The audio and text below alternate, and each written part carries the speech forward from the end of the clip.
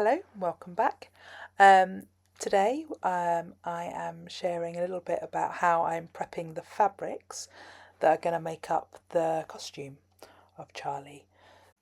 So I went through my big stock of offcuts to find nice pieces of fabric that had the right kind of texture that I was looking for. So things that felt woodlandy, things that had a feeling of bark or something that was growing, like a really organic feeling fabrics with really good texture. The texture was really the most important thing when I was looking at which fabrics to choose, because I'm going to do this next process, which is to paint into them. I'm using acrylic paints, and also a little bit later I use some acrylic inks. Because the costumes don't need to be washed, because puppets don't sweat,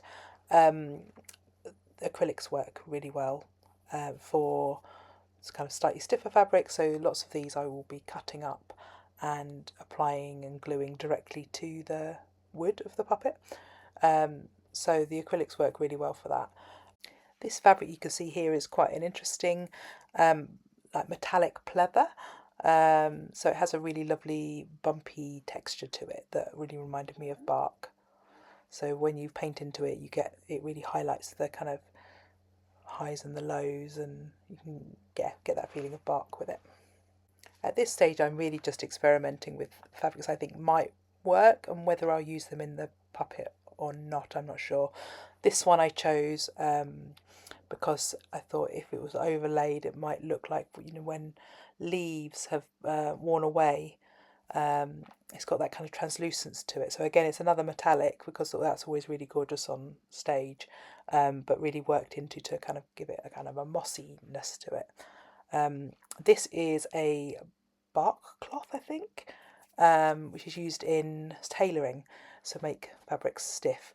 So not quite sure what I'm going to use this for yet, but it reminded me, of bark, as the name suggests, but I wanted it a bit darker.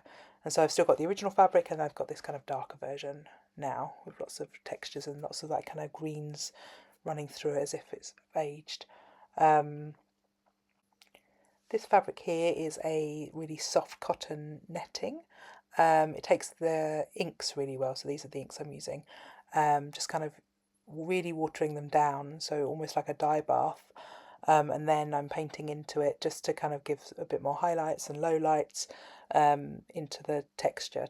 I think I want to cut into this fabric quite a lot and give it a real raggedy edge, again to give that feeling of the edges of moss, or possibly leaves or ferns maybe. So yeah, that's what I'm going to use that for. This one again, it already reminded me of bark, but I just wanted it a bit darker, so I'm really working into it, and you get that kind of silver birch feeling of that kind of whiteness on a darker background. So hopefully I'm thinking about using this possibly for the boots I want to give the puppet. So yeah, so as I'm working, the ideas are coming. It's just what I'm thinking about as I'm painting, but yeah, it has a really gorgeous texture. And this one, I'm not actually painting this one at all. I really love the colour already. But what I'm doing is I'm coating it in PVA. So it's kind of a silk-like fabric. I think it's a synthetic, but it's a silk-like fabric. So I'm coating it in PVA, which will make it really stiff. And also tone the colour down to be slightly darker.